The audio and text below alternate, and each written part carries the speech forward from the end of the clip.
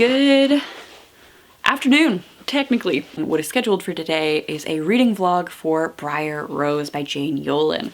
So I am interviewing my friend this Sunday. Today is Wednesday. If that gives you any frame of reference. And I want to have reread this in time to interview her. This is a piece of young adult literature that uses the Briar Rose Sleeping Beauty fairy tale to address some of the atrocities of the Holocaust. And so I'm going to be talking to my friend about using fiction to teach children about traumas. And so this is one of the books that I think I should have pretty familiar in my mind.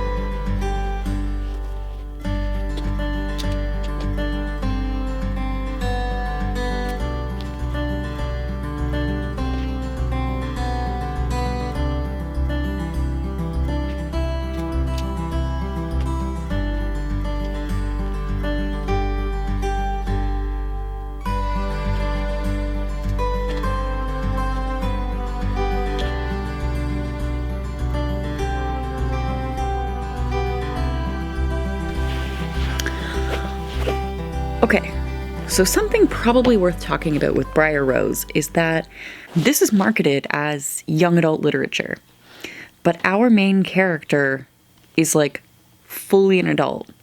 She's gone to school, she works at a newspaper, she's flirting with a 35-year-old man, her parents are old, her grandmother is old, and like passes away at the beginning of this novel and like sparks the plot of this novel with her death. Her sisters are both married with kids that are at least like beyond the toddler phase. It's weird to me that this is young adult literature, which is a part of children's literature, when the character is fully an adult. Now, I'm not saying that this is written like adult literature. This is definitely like the voice of the piece is YA.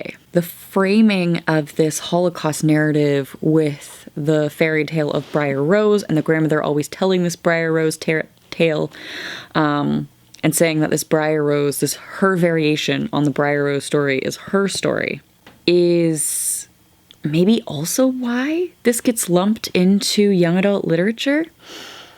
I don't know. It's just, I think it's worth noting that most young adult literature, a large part of young adult and children's literature being young adult, is that it has a young protagonist. Our protagonist isn't old, but our protagonist isn't a child. And I mean, if she set this a little bit earlier, if she made this character 17, it would mean that she wouldn't be able to travel like to Poland by herself to explore the mystery of her grandmother's history. So I guess that unintentionally rhymes, but like they wouldn't let a child do this.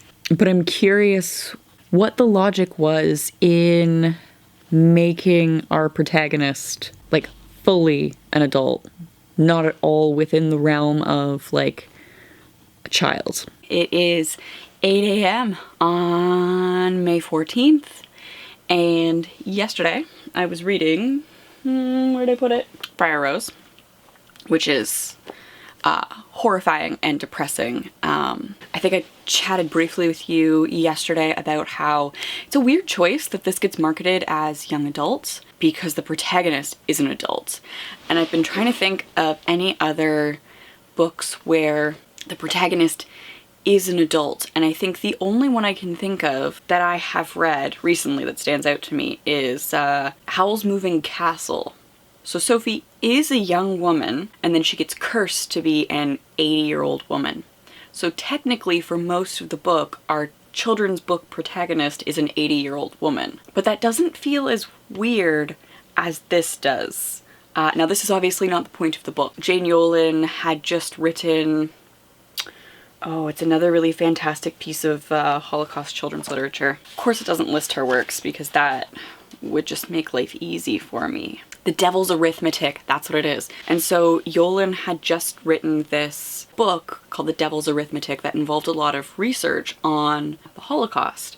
And so she was approached by somebody putting together this fairy tale retelling series, and she was like, okay, Briar Rose, I remember this detail about one of these camps.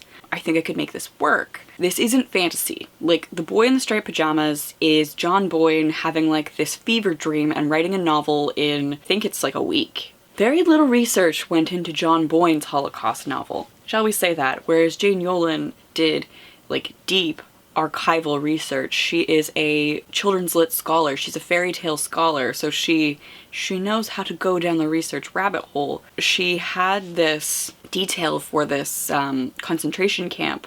Like, it's not one of the big name camps that everybody's heard about. That's where this is based off of. It's all archival research. I am old enough to remember getting internet.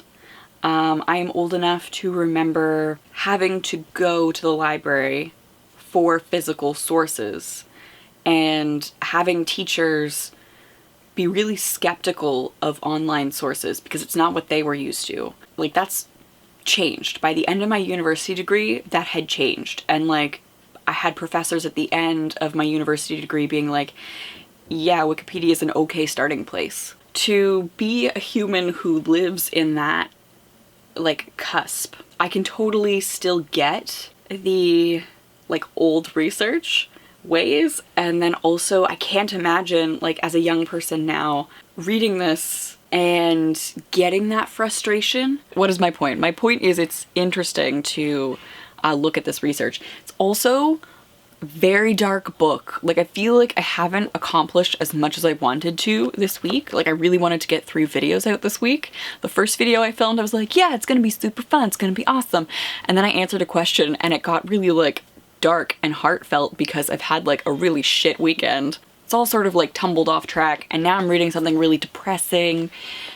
So good times, good choices. Okay, so update. I misspoke. Gemma's grandmother didn't end up in a concentration camp. She ended up in an early extermination camp. So the sole purpose of this location was to exterminate humans. The other thing that that Becca just brought up is, so she's thinking about going to the place in Poland that is near this early extermination camp to try and learn more and find out about her grandmother's history and her family history. And so she's laying in bed and she's thinking about all of these Holocaust films and documentaries that she's watched, and thinking about like mass graves, and something that like has never occurred to me before, because it's not exactly what they teach you in high school or middle school history. So I haven't taken any history courses beyond that, so everything that I have is like a child-appropriate amount of history. What happened to the mass graves? Like, I genuinely don't know. I feel like I have to do a little bit of research and answer these questions for myself as I'm doing this. In the past maybe like 3 or 4 years, I've definitely thought a lot more about death, death practices. I've watched a lot of Caitlin Doty. Now I have these questions where I feel like before I just would have accepted like, yep, mass grave. That's where that ends. I know during disasters now, bodies are often like carefully labeled and buried in mass graves so that we don't just have corpses everywhere. And the idea being not that these bodies stay in the mass graves, but that family can come later and claim the body. These bodies can be exhumed from the mass graves, and families can go through like a funeral, grieving, memorial process for somebody lost in like a big natural disaster. I don't know if curious is the right word. Curious to me sort of connotes excitement. And this isn't an excitement. This is, I don't know how to explain. What happened to these mass graves? Were they left untouched as like a final resting place? Were attempts made to exhume and identify and have funerary rituals, mourning rituals? Were there even enough family members left because of the nature of the Holocaust? I don't know. And this seems like a huge like gap in my own knowledge. So, like I said, dark days and dark research topics, but I feel like I need to engage. Okay, let me just say that I am not an expert, but from what I can tell, it seems like currently whenever a mass grave is uncovered, these bodies are exhumed, the remains are pieced together, and then they are moved to a cemetery. There is ceremony. For this article that I'm reading, there was a mass grave found there was a construction company building a housing development in what used to be, like historically, when they mapped it out, it was a Jewish ghetto. And so when this mass grave was found, these folks have all been assumed Jewish. A rabbi led a funeral service attended by 300 people, including Israel's ambassador. The soul goes up to heaven through this process, so it was very important for the Jewish community that it was all done with Jewish custom.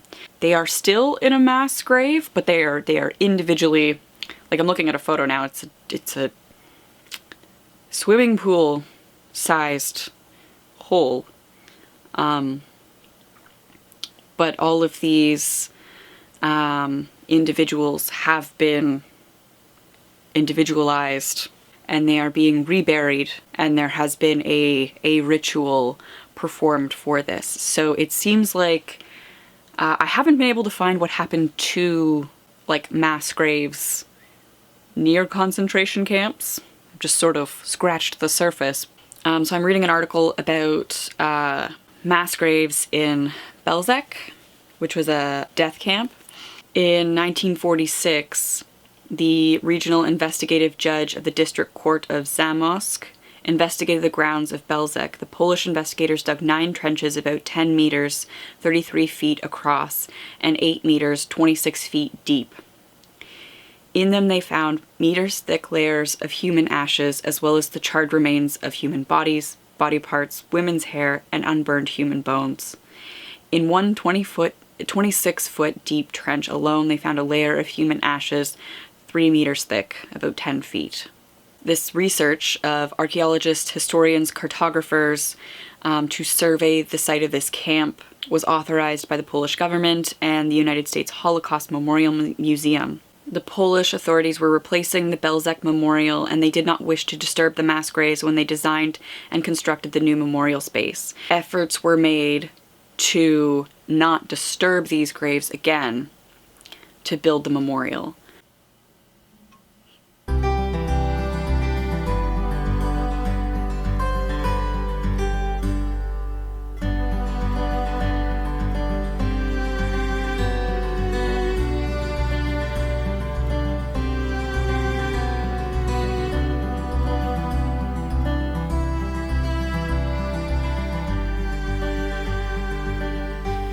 Good morning. So it is Friday, May 15th. Yesterday I finished Briar Rose by Jane Yolen, a depressing read with a lot of depressing research attached to it.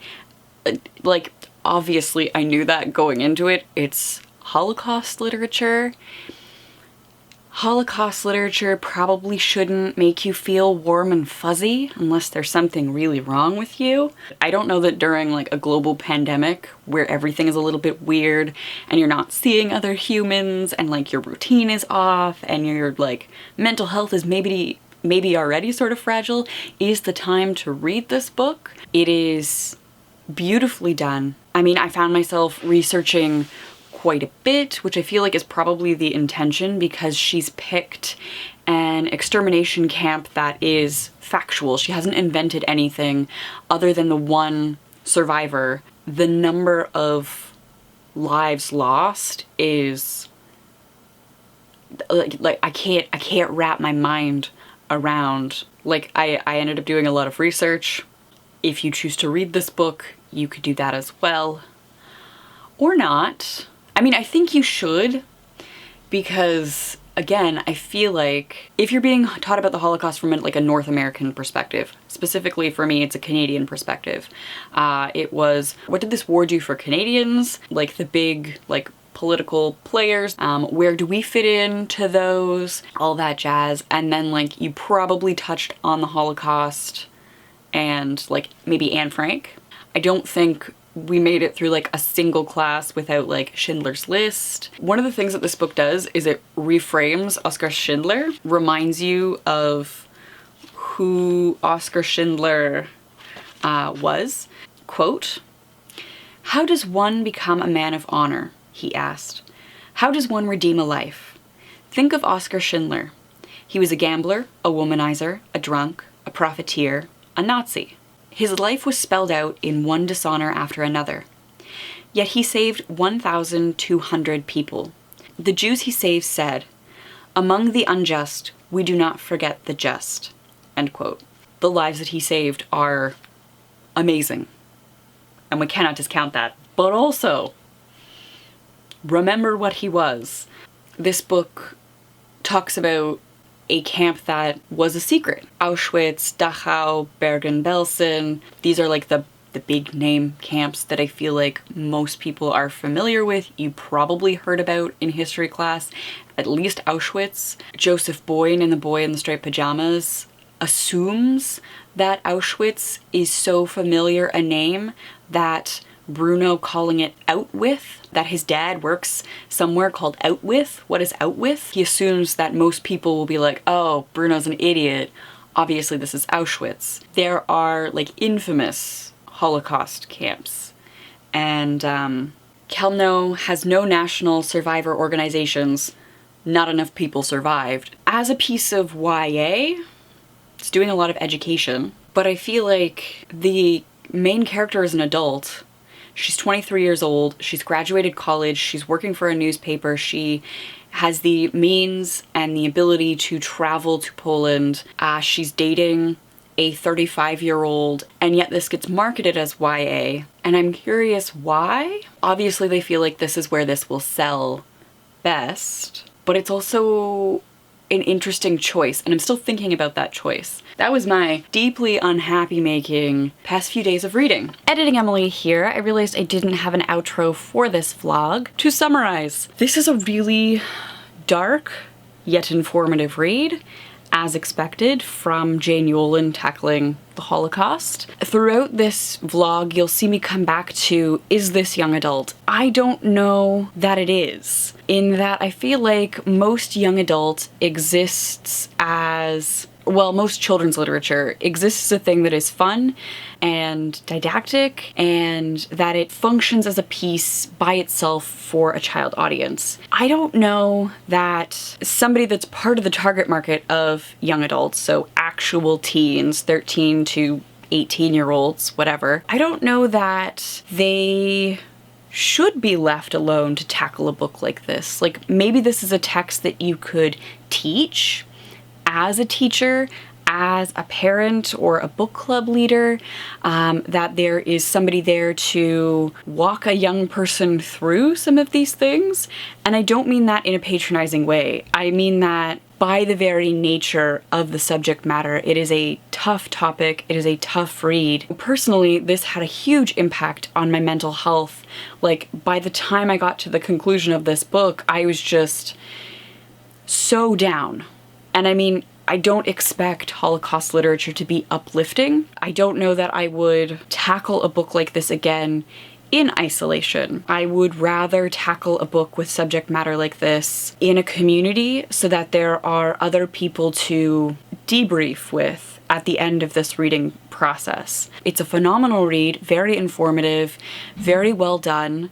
I think the fairy tale element is interesting and effective. I like the way the tale is told throughout the larger narrative of Becca researching her family history. Those are my thoughts on Briar Rose by Jane Yolen. If you've read Briar Rose, I would love to hear your thoughts as well. Before we go, we have to thank my patrons. Thank you, patrons, for making videos like this possible. I really appreciate the work that you enable me to do. If you are interested in becoming a patron and supporting the channel, right now we're doing a book club read for The Fireman by Joe Hill. It's sort of fantasy apocalyptic fiction. It's about a plague that first puts little scale-like marks on your skin before you burst into flame. That is a perk of being a patron right now, that you get access to the Discord, text chats, and you get access to the live stream by becoming a patron at any tier. So if you're interested in supporting the channel, the link is down below. Thank you all so much for watching, and I'll see you soon. Bye.